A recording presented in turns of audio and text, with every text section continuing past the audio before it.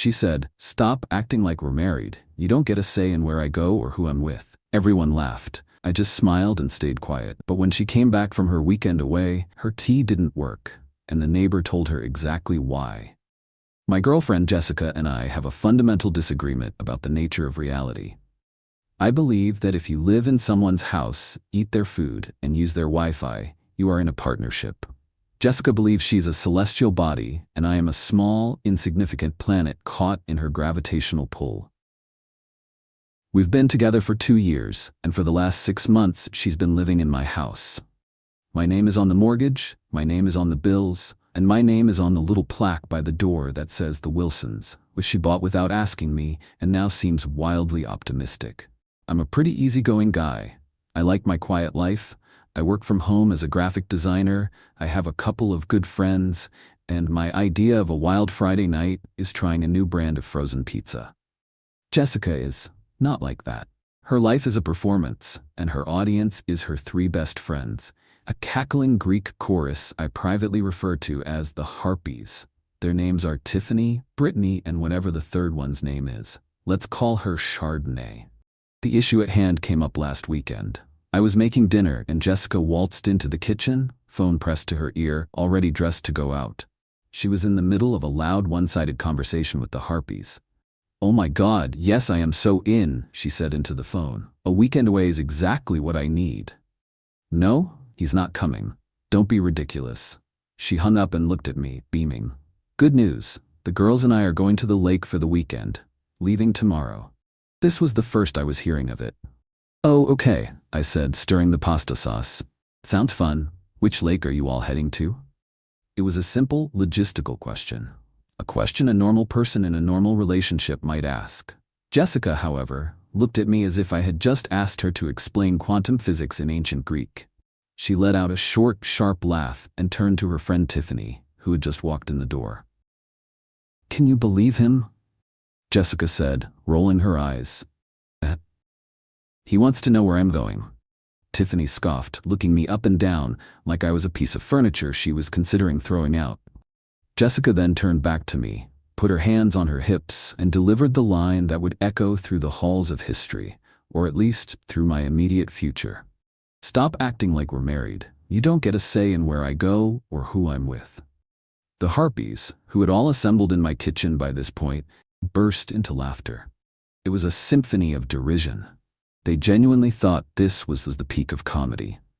A man, in his own home, being told he has no right to ask a simple question about his live-in girlfriend's plans. Hilarious. I just stood there, holding a wooden spoon with pasta sauce dripping onto the floor, and I didn't get mad. I didn't argue. A strange, zen-like calm washed over me. The part of my brain that was trying to make this relationship work just packed its tiny bags, put on a tiny hat, and quietly left the building. I looked at her smug, smiling face, and I just smiled back. A big, friendly, completely empty smile. "You know what?" I said, my voice full of cheerful agreement. "You are 100% correct. My mistake." They all laughed again, thinking I was just backing down. Jessica gave me a condescending little pat on the cheek, and then they all swept out of the house, off to some pre-weekend away cocktail hour. I stood in the kitchen for a long moment, the silence broken only by the bubbling of the pasta sauce. "Okay," I said to myself, a new, much more interesting plan beginning to form. Not married, no say. Got it. The weekend was going to be fun after all. Just not for her. Update 1. The moment Jessica's car, presumably packed with 5 different types of glitter and a case of rosé, disappeared down the street on Friday afternoon, I sprang into action. My first move wasn't packing or cleaning. It was a mission of strategic importance. I walked next door to Mrs. Gable's house. Mrs. Gable is an 80-year-old widow with a sweet smile, a prize-winning rose garden, and a surveillance network that would make the CIA jealous. Nothing happens on our street without her knowing about it. I brought her a slice of the lemon cake she likes and sat with her on her porch. "Mrs. Gable," I said, after we had discussed the weather and the moral failings of the neighborhood squirrels, "I have a bit of a situation and I need your help. It involves a small bit of theater." Her eyes lit up. The woman loves drama more than she loves her roses. I explained what had happened. I told her Jessica's exact words. Stop acting like we're married. I didn't have to embellish. The unvarnished truth was damning enough. By the time I finished, Mrs. Gable was patting my hand with a look of righteous fury on her face. That shameless little hussy, she declared.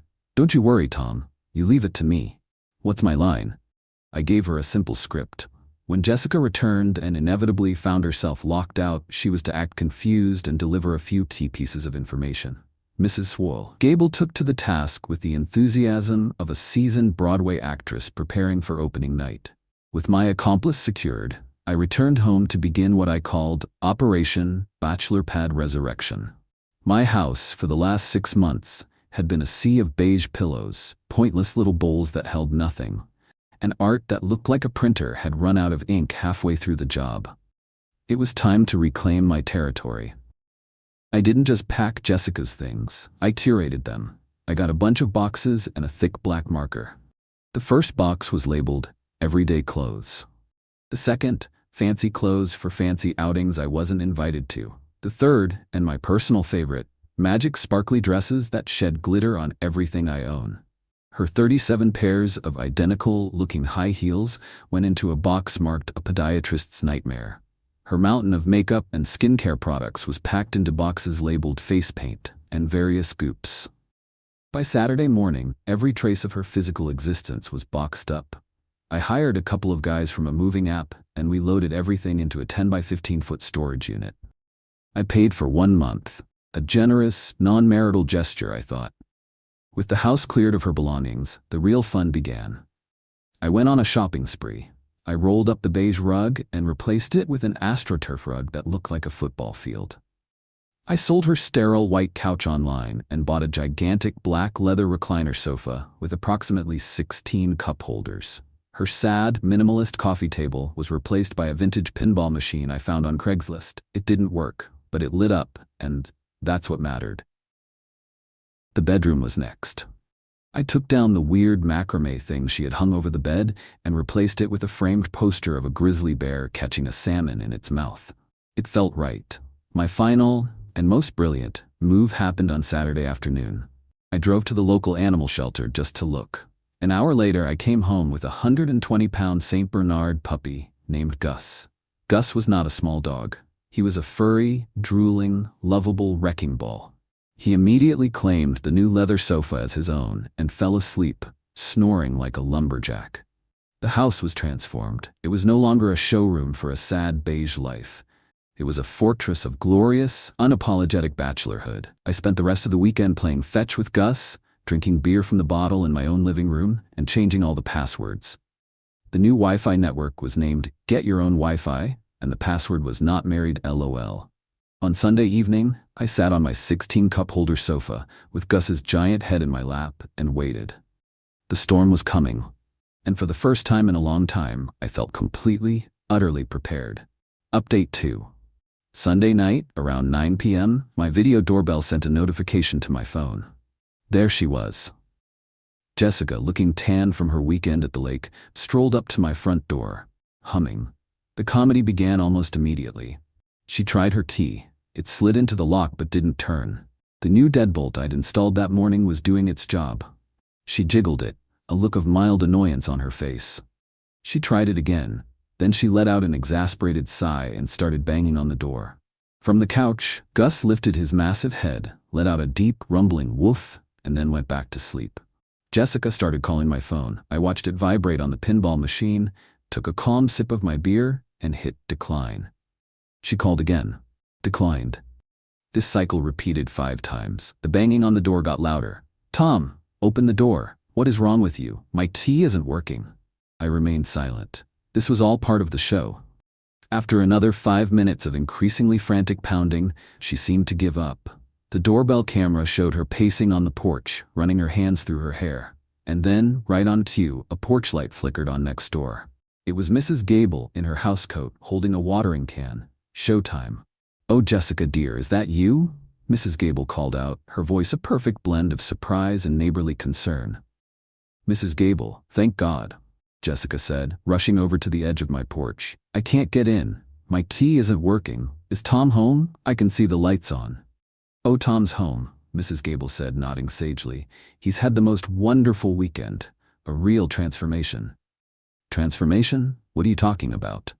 Well, he told me the good news, Mrs. Gable said, leaning on her railing conspiratorially. He said you two aren't married. He said he doesn't get a say in anything you do, so he decided to celebrate his newfound freedom. He redecorated the whole house. It's a man's home now, he said, very rugged. Jessica just stared, her mouth hanging open. And the best part, Mrs. Gable continued, barely containing her glee. He got a dog. A great, big, beautiful boy named Gus. He said he wanted a companion who was loyal and didn't talk back. Isn't that sweet? The look on Jessica's face was a masterpiece of disbelief and horror. She slowly turned and peered through my living room window. From my vantage point on the couch, I saw her face pressed against the glass. Her eyes widened as she took in the scene. The football field rug, the pinball machine, and the giant, snoring Saint Bernard occupying her spot on the new sofa. She let out a sound that was somewhere between a scream and a sob. She whipped out her phone and started texting me. My phone lit up with a novel's worth of angry, all-caps messages. That's when I decided to respond. I sent her a single, simple text message. You said to stop acting like we're married. You said I don't get a say. I agree. This is my house, and you don't get a say in how I live in it. Since we're not married, I've returned your non-marital property to a secure location. The address is 123 Storage Way, Unit 42. The code is 1234. You have 1 month. Have a great life. I then blocked her number. The doorbell camera showed her reading the text. She looked at her phone. She looked at the window. She looked back at her phone. Then she let out a scream of pure, unadulterated rage and threw her phone onto my lawn. It was a truly spectacular meltdown. She ranted and raved for another 10 minutes before Tiffany, the harpy, arrived to pick her up. The next day, the expected social media campaign began. Vague posts about being betrayed, about men who can't handle a strong, independent woman. It was pathetic. But I had one more card to play. Final update: the social media drama was predictable, but also incredibly boring. Jessica and the Harpies posted stories with sad music, talking about the importance of knowing your worth and cutting out toxic energy. It was all so generic, it was almost funny. They were trying to paint me as a villain, but they were using a paint-by-numbers kit. I let them go on for about 2 days. Then, I decided to provide some much-needed context. I didn't engage with them directly. Instead, I made a post on my own, private social media page, visible only to our mutual friends. It was a photo album. The first picture was of my living room from a month ago. The sad beige couch, the pointless bowls, the general aura of a dentist's waiting room. The caption read, "Before." The second picture was my living room now. The glorious leather recliner sofa, the football field rug, the glowing pinball machine, and Gus the Saint Bernard, sprawled out and looking majestic. The caption read, "After." The final picture was a selfie of me and Gus on the couch. We both looked incredibly happy. The caption was simple: decided to redecorate based on my new relationship status. It was brought to my attention that I'm not married and don't get a say in things, so I'm embracing my freedom. #bachelor pad, dog is my copilot, no say no stay. The post was a nuclear bomb. The sheer, unadulterated pettiness of it, combined with the undeniable cuteness of Gus, was a winning combination. My friends found it hilarious. The story, with the proper context, spread like wildfire. People who had initially offered sympathy to Jessica were now seeing the full picture. The narrative was no longer psycho boyfriend kicks girlfriend out. It was girlfriend tells boyfriend their relationship is a joke, is shocked when he believes her. Jessica's friends went silent. It's hard to maintain a victim narrative when the villain is posting adorable pictures with his giant dog. The aftermath for Jessica was rough. She crashed with Tiffany, but that apparently lasted less than a week. I heard Tiffany got tired of Jessica complaining and not contributing to rent. She ended up having to move back in with her parents in a town 3 hours away. She did try to come after me legally. I received a letter from a lawyer demanding access to the house to retrieve her wrongfully held property and demanding financial compensation for being made homeless. My lawyer responded with a copy of my mortgage statement, a copy of the lease, which only had my name on it, and a polite inquiry as to whether Jessica would be paying me back for the 6 months of rent, utilities, and food she had consumed while living in my home as a non-married person with no obligations. We never heard from her lawyer again. The funniest part of this whole ordeal came about a month ago. I was at the dog park with Gus. He was happily chasing a tennis ball, and I was talking to another dog owner. A woman approached me hesitantly. It was Chardonnay, the third harpy. She looked incredibly awkward. "Hey Tom," she said. "Look, I wanted to say I'm sorry. About that night at your house. We were out of line." I just shrugged. Jessica said what she said. I just took her at her word. "Yeah, I know," she said, shaking her head. "She's a lot. She called me last week, complaining that her parents are making her get a job. She said it was all your fault for ruining her life."